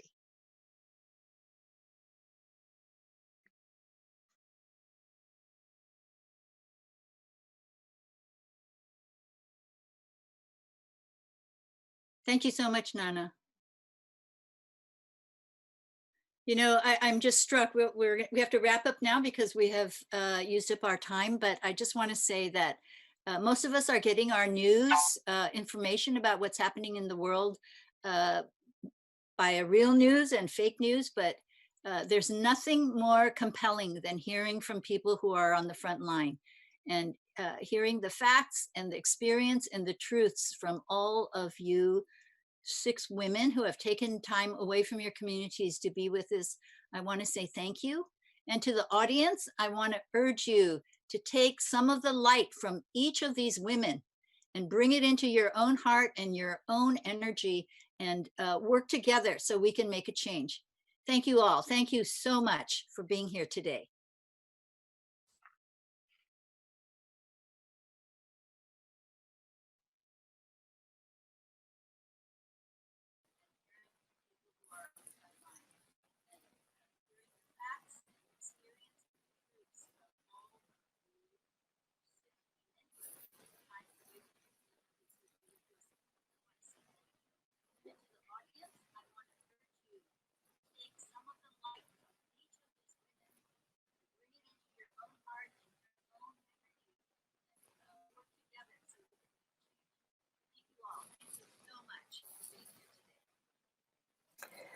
Thank you, Dr. Ina, and the distinguished panelists for your thoughts and comments.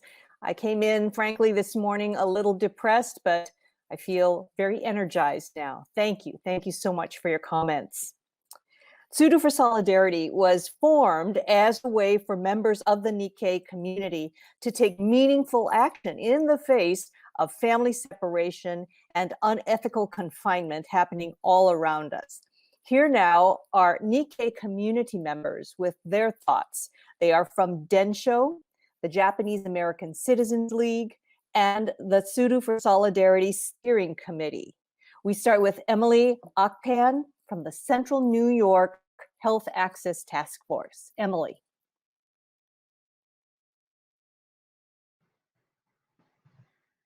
Hi, everyone. My name is Emily Akpan, and I'm a Yonsei of mixed heritage who is proud to be both Black and Japanese American. And I feel so lucky to be an organizer with the New York Day of Remembrance, Tsuru for Solidarity, New York City, and our outstanding communications committee with folks I've come to love very dearly. Thank you all for letting me share my statement with you today. It's hard to recognize yourself when you're grieving. In this moment, there are no words to describe what it feels like to be a Black person in America. Our feelings are visceral. For me, it's a pit in my stomach that twists my innards, a pressure that carries on my shoulders and chest. It's being on the verge of a full body cry that rocks my soul. Right now, Black Americans are feeling like our survival is sheer luck.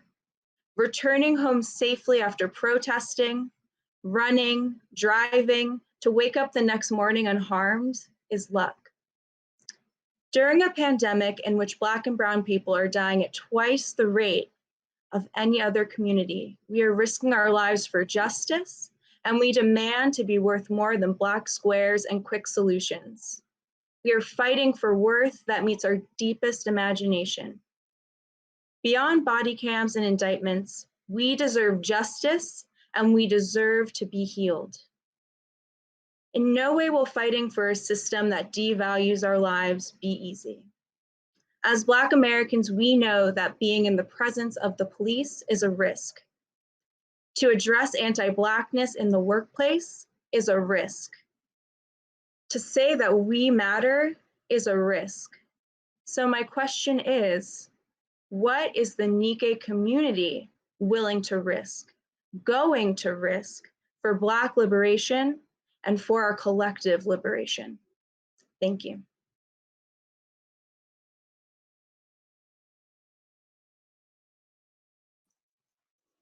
Hello, everyone. My name is Sarah Baker, and I am the Vice President of Public Affairs for the Japanese American Citizens League. I use she, her, hers pronouns, and I am coming from Seattle, Washington. During World War II, the Japanese American community found itself fractured in the midst of the incarceration experience, families, friends, and neighbors torn apart by the decisions that they were forced to make. We remained divided in the post-war years as we sought a path forward, trying to fight our place in changing the narrative of American society. In the fight for civil rights, there were those who joined Black leaders like Malcolm X and Martin Luther King Jr. to ensure civil rights were not solely for the API community, but all communities of color. And yet, we also played into the model minority myth, a divisive narrative that has simultaneously served to both benefit and victimize our community. The privileges that we have gained from this dangerous trope have only further driven a wedge between APIs and other communities of color. We cannot continue on this path. We must stand together if we want to create lasting change. Japanese Americans sought and achieved redress for our unconstitutional incarceration during World War II. It is time that we as a nation come to a reckoning with our history of oppression and seek reparations for the legacy of enslavement, to begin taking the necessary steps to righting a really grave wrong. It's painful to acknowledge that in many ways, Mr. Tao, the Asian American officer who was complicit in the death of George Floyd, does represent our community and our own complicity and failure to act for racial justice for Black lives. As APIs, we sit at the intersections of privilege and oppression. While our experiences with these things are nuanced and varied, for example, the frequent exclusion of Pacific Islander and South and Southeast Asian communities in discussions around race and social issues, or the privilege those of us with lighter skin experience, it cannot be said that we do not benefit from the same systems that serve to hold us down. Our privilege comes at a price, one that is a way to further oppress Black lives. If we cannot come to terms with and address the privileges we hold and why, then we are part of the problem. Our inaction is causing harm, and despite most of our best intentions to do good, we can have the attention to do anti-racist work while still committing racist acts. Our collective liberation is dependent on equity and not equality. We must uplift Black voices. We must listen to the Black community and follow their lead. We must address our own privilege and oppression within our community to address our own anti-Blackness. To undo the systems of oppression that are impacting all of us, we need to fight the racist policies that serve to hold us down. And we must know unequivocally that Black lives matter. Thank you.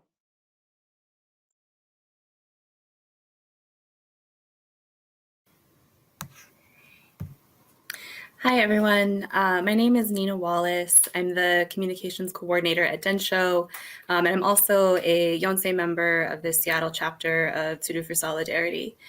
I think all of us are feeling a lot in this moment, and I think a lot of us are holding on to a lot of grief and a lot of anger for George Floyd, for Breonna Taylor, for Tony McDade, and for all of the Black lives that have been stolen by white supremacy in the past few weeks, and really for the entirety of our country's history.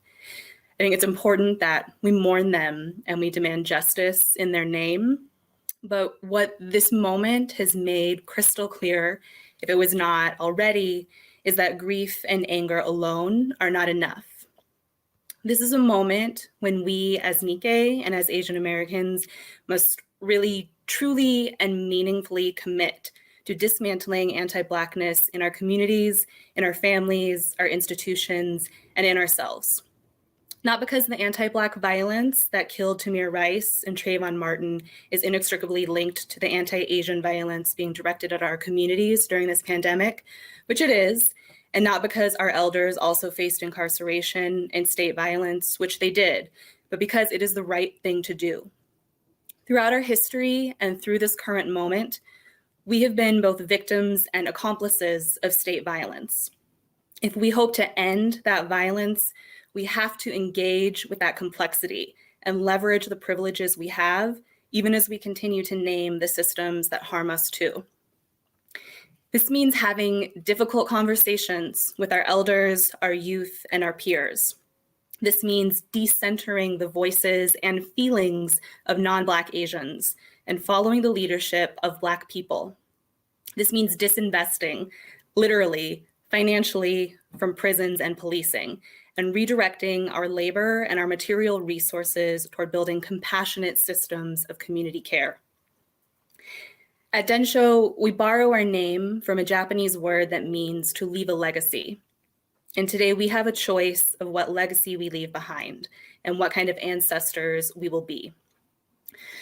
So my hope for myself, for everyone in our community, is that we choose to be the ancestors who stood firmly and lovingly on the side of justice, because Black Lives Matter, have always mattered, and will forever matter. Thank you. The events of the past weeks have seen a tremendous wave of righteous anger. And once again, we see the Black community rise to demand equality and an end to the systemic racism in our country. And once again, we see the Black community saying enough is enough. We Asian Americans must rise too, along with other communities of color. We must focus our energy and our voices to stand in solidarity with the movement for Black lives. And we must see our experience, our history, as part of the larger common struggle for justice and racial equality. But outrage and condemnation and protesting is not enough. We need to continue to protest to change policy. We must continue to work on all fronts. We must demand radical changes in policing, not just an end to police brutality and the use of lethal force, but in the very way policing of Black, Indigenous, and communities of color takes place. We must demand radical change for Black, Brown, Indigenous communities in housing, in healthcare, in education, in every facet of life in America. We must continue now and in the future and stand with all those fighting to end the legacy of white supremacy in America.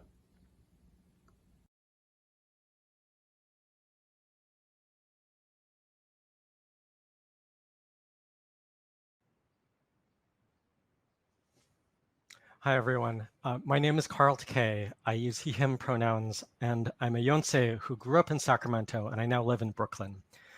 I'm one of the co-chairs for Tsuru for Solidarity, and my day job is working as a lawyer at the ACLU on police practices issues. Policing is not a neutral institution. It protects the interests of those who have societal power, often at the expense of those who do not. We know this from our own experience as Japanese Americans. When Issei community leaders were rounded up after Pearl Harbor, when our families were forced to sell their property at fire sale prices, law enforcement was serving the interests of white neighbors who'd always wanted an excuse to get rid of us. As Austin Anson told the Saturday Evening Post in 1942, we're charged with wanting to get rid of the Japs for selfish reasons. We might as well be honest. We do. It's a question of whether the white man lives on the Pacific coast or the brown man. In the years since, we have been able to rebuild our communities, and many of us live in places where, at least for now, we feel protected by police. But as we have heard, there are multiple groups of people in America whom the police have never served, and one in particular. The first city police department in America was founded in Charleston, South Carolina in 1783. Staffed by white men, its explicit purpose was to control and surveil the enslaved Black population, maintaining a racist social order against the will of those whom it policed. It was a slave patrol. That pattern of police enforcing racist social structures against Black people continued after the end of slavery in the Jim Crow era, during the destruction of Black Wall Street in Tulsa, Oklahoma, continued through the war on drugs, and continues today. Today, a Black person is 3.6 times as likely to be arrested for marijuana possession as a white person, even though both groups use marijuana at about the same rates. And police violence is one of the leading causes of death for Black men in America. 1 in 1,000 Black men can expect to be killed by a police officer.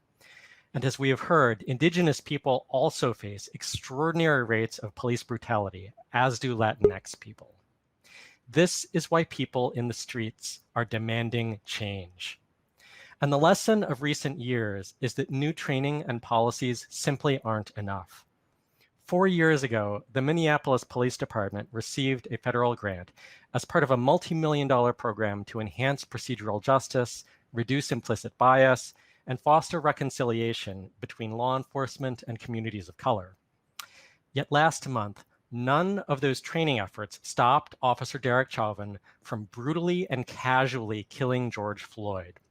None of those training efforts inspired his 3 fellow officers to intervene during the 8 minutes and 46 seconds while Officer Chauvin crushed the life out of George Floyd. It is not just bad apples.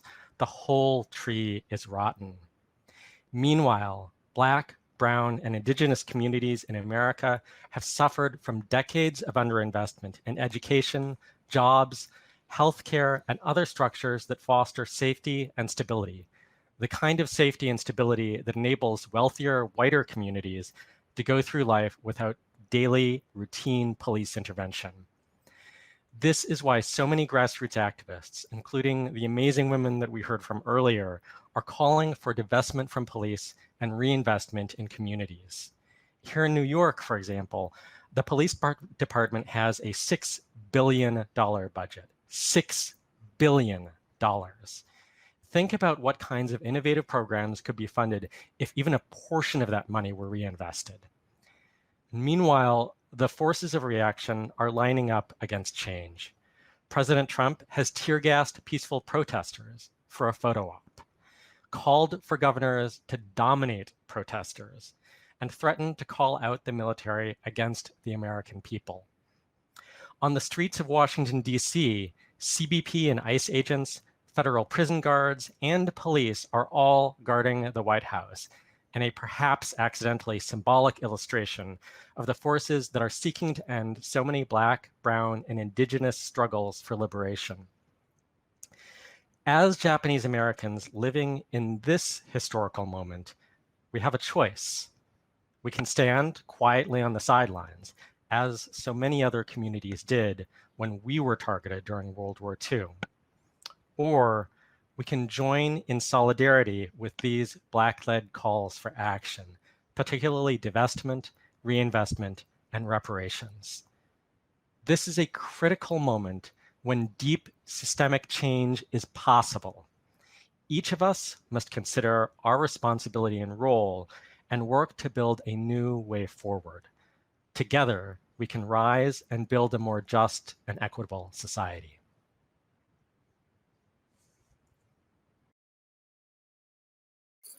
Carl, thank you so much for that. I would also like to thank Bruce, Nina, Sarah, Emily.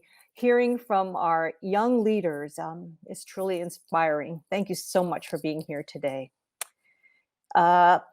We appreciate that they are sharing their thoughts and sharing their energy, because we need energy for this fight ahead. As we wrap up, I would like to thank Stan Shikuma of Seattle for inviting me to be part of this conversation. It has just been terrific. It's been a great education, and I so appreciate everyone who's been a participant. You know, there's much more ahead on this Tsuru Rising weekend. So joining us now is Tsuru Rising producer Leslie Ishii to tell us more about it. Thank you so much, Lori. It's an honor and pleasure to be working alongside you. And I deeply appreciate your support of Tsuru for Solidarity and this movement to stop repeating history. And I consider you my Seattle sister. So thank you for being with us. And to you, our wonderful virtual audience, I also want to invite you to join me and my co-host, Alan Muraoka, for Kimochi Night. So tune back in today, and I'll give you all the times here, different zones, 3 p.m. Alaska time, 4 p.m. Pacific time, 6 p.m. Central time, and 7 p.m. Eastern time.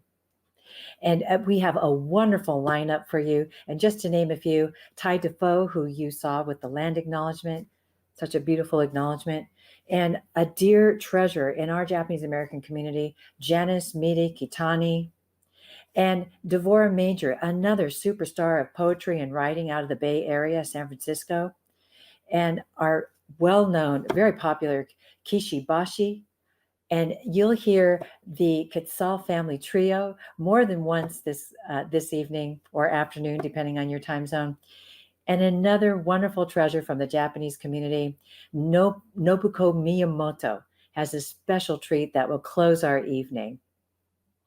So with the fight for justice, for remembrance, for healing, we must also bring joy and the celebration of connection. So check sudoforsolidarity.org for times and join us. And please share out on social media. Spread the word. It's going to be a fantastic evening where we must stay connected. And this evening proves, as I've seen many of the videos and many of the performers, to be just a true highlight of this weekend. And now I'd like to pass the baton to my esteemed Tsuru for Solidarity co-chairs, Lisa Doi and Michael Ishii.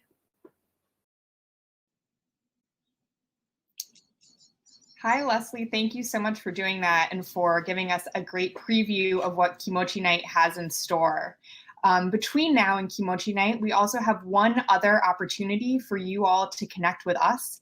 We've been joined today by hundreds of viewers and watchers all around the world, and you've had sort of a passive experience so far watching this stream come into your homes or your cars or wherever you're watching us. So we'll have a chance this afternoon at 3 p.m. Pacific time, which is 6 p.m. Eastern time, for regional gatherings and community forums, a brief opportunity for some listening, engagement, reflection, and dialogue, where you'll be using a different platform than this one. We'll be meeting in Zoom, so you'll have the chance to speak to each other and really engage more in a two-way conversation.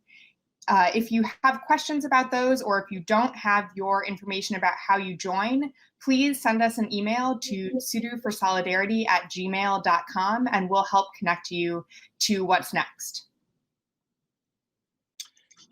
And I'd like to thank you, bring back Lori. Lori, on behalf of the Tsuru for Solidarity co-chairs, we just want to say thank you very much.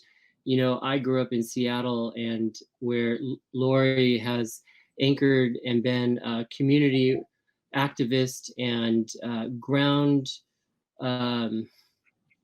level leader in the community for so long. And I have such deep admiration for you, and we're so glad you could join us today. Thank you very much.